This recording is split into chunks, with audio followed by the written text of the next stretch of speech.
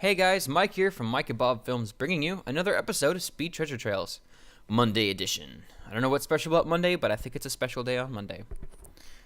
I don't hate Mondays, and I'm not like Garfield. I do enjoy Mondays. Now, I'd like to apologize first off for the irregular uploads the last couple days. It's been kind of hectic, kind of life stuff happening. More along the lines that my girlfriend has been kidnapping me on and off, and I haven't been able to do any commentary. I have a ton of footage, a ton of really cool stuff to show you guys, but I haven't been able to do any commentary or actually play any games.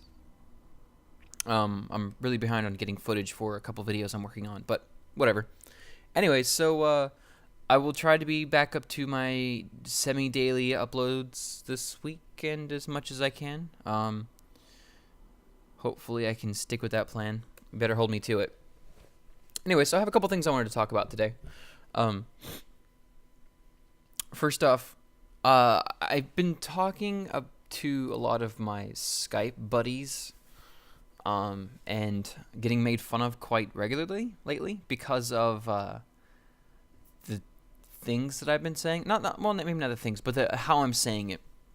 Because, okay, well, I guess this deserves a story. But back when I lived at home with my mom and dad, and I lived with my parents. Everybody lives with their parents. Shut up.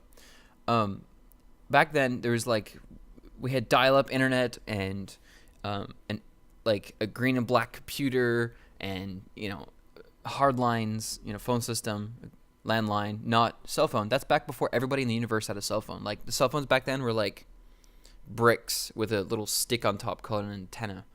I bet none of you guys even know what an antenna is. It's the thing on top of the phone that makes it work. It's amazing. But we would get a lot of phone calls from telemarketers. Sorry, it's cold. I can't talk right now.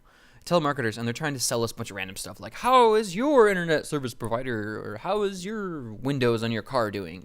Just random bullshit like that. And they always call it the most inconvenient times.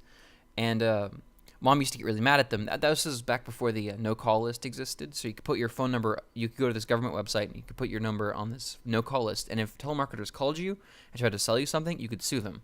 So that stopped it at that point. But before then, we would get harassed at least 2 or 3 phone calls a night. It was ridiculous. Like, we couldn't do anything without getting a phone call. So I said, Mom, let me handle this. She'd have no idea what I was going to do. But I had been working on it, I guess. But I don't know, working on it. But I had wanted to try something out, and it was throwing my voice. Talking in different accents, talking like a little girl, or trying to deepen my voice a little bit so I could talk a little deeper sometimes. And it was just like I would create these characters like, I don't know, Betty the Witch, or I don't know, just like a whole bunch of like different characters. I named them in my head, but I didn't actually say what their name was. But like I used to just fuck with the telemarketers. So they'd call and be like, "Hey, how's your car doing?" or whatever. And Mom would be like, "Oh, hold on, you're looking for Catherine, right? Yeah, hold on, let me get Catherine." My mom's name was Catherine. So she would actually call me into the room, and I would immediately pick up the phone in some girl's voice, and I'd start fucking with the guy. And I had so many random telemarketers either hang up on me or call for their managers. It was absolutely hysterical.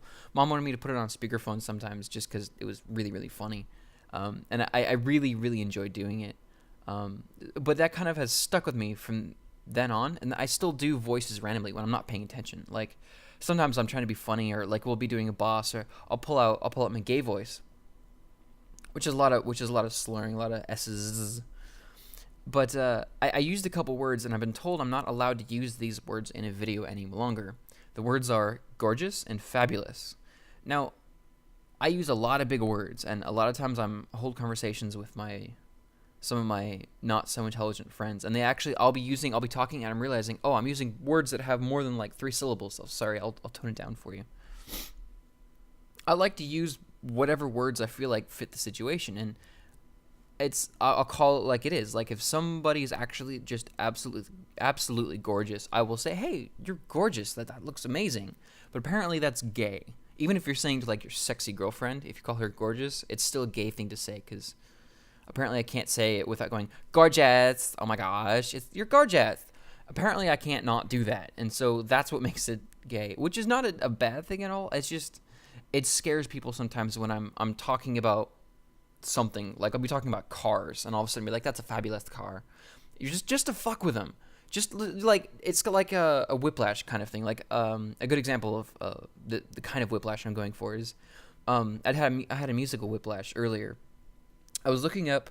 I don't know if I've talked about this before. I might have.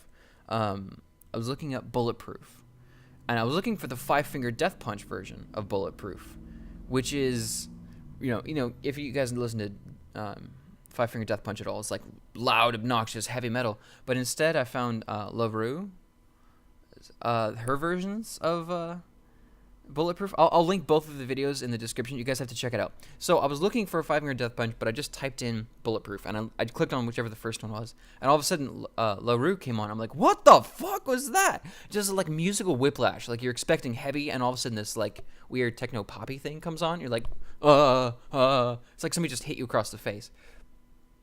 That's the kind of shock I'm going for when I do voices, or I try to throw my voice or whatever. Like I'll try to sound like I'm in another room or whatever.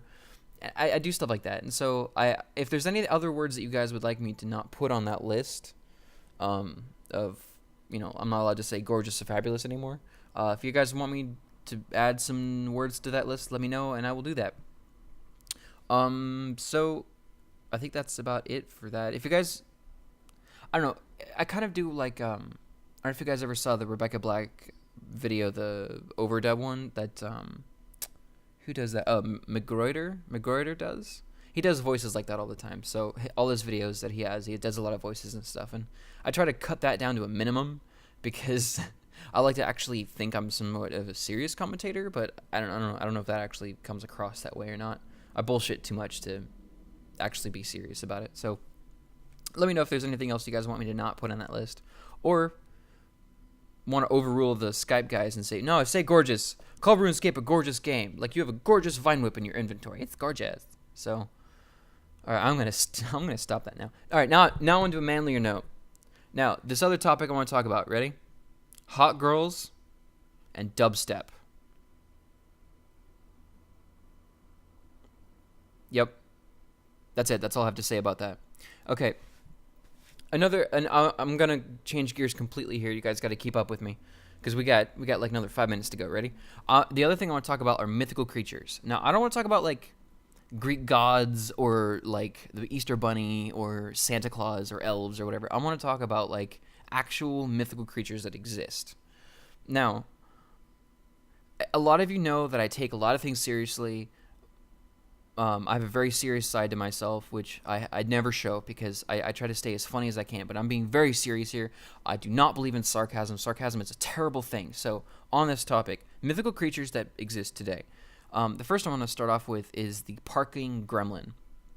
Now, this is something I think my mom discovered a long time ago. And for some reason, like we would go downtown where I live in Portland, whichever Portland you want to think of.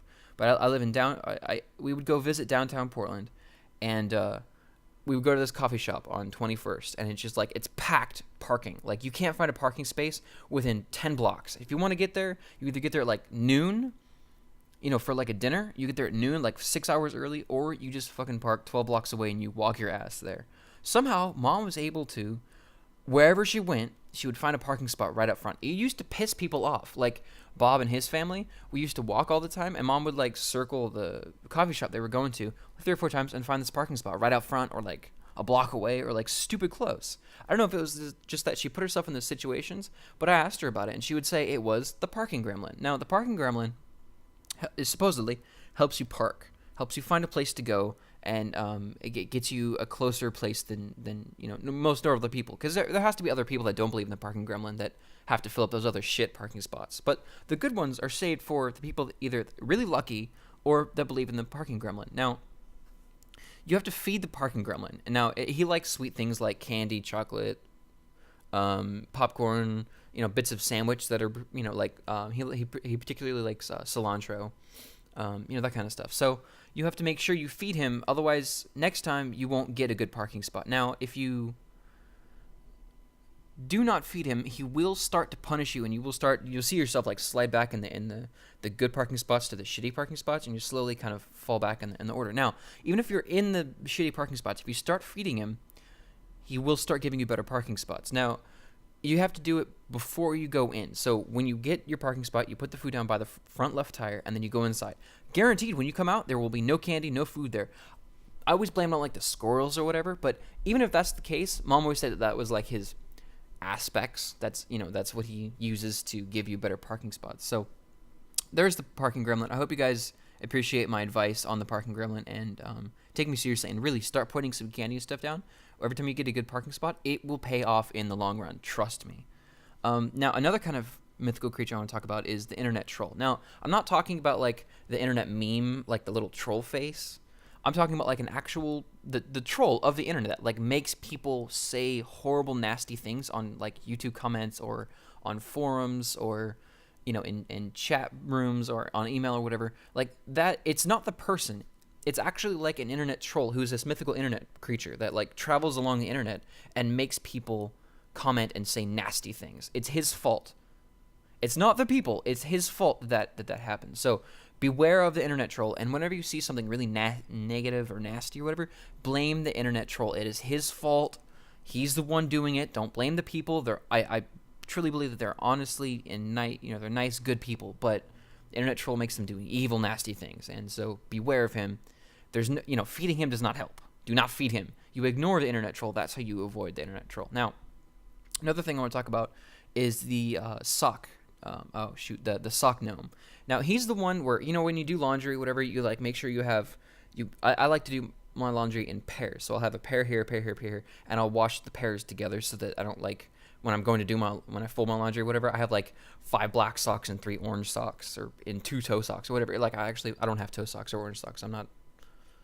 I like normal things. But supposing you did, the sock gnome is the one that takes the socks and like makes it just disappear. People blame it on like the dryer eating them or them disappearing when you do laundry, like you carry it around like through town or whatever, because I like to carry my laundry through town because that's that's the thing to do. So he's the one that like makes them disappear just one at a time. He never takes a pair.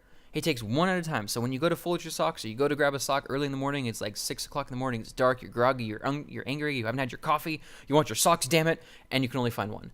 Blame the sock gnome. It's his fault. He's the asshole that steals the socks. Trust me. He's a douche. Okay, now, the last one I want to talk about, and this is one I've found personally, and I made sure to date this one. I call her the food fairy. Now, this is my girlfriend. Now, she is by far the best food fairy I've ever met. Like, there's multiple. Like, there's only one tooth fairy. There's only like one fairy godmother you can have. But you can have lots of food fairies throughout your life. And this is my food fairy, and I'm dating her. Now, she comes over. I have like an empty fridge. She'll come over and hang out for a day. She'll leave. There's like a cake, a pie, 5 dinners like frozen in the freezer. She just likes to come over and cook, and we'll hang out and chit-chat while she does it. But I swear to God, she is the food fairy. She's absolutely fantastic. You guys have no idea how unlucky you are that you don't have yourself a food fairy. She's fantastic. So be appreciative of the mythical creatures that you know. And if you guys know of any other mythical creatures that I missed or that are really important, let me know in the comment section below, and I will talk about it in the next video if I think it's extra hilarious or funny. So there you go. All right, so now we're on to the loot. I usually don't... I have a lot of footage saved up, so I might start being picky about what I post. But this one is actually pretty decent. The rune is okay. The rune will pay for the time spent. But it's the purple sweets. I forgot how expensive they are. Like, it's some decent drop from it. Look at that, 125k. So, hope you guys enjoyed the video. Make sure you like, comment, subscribe, and troll away. Come at me, bro.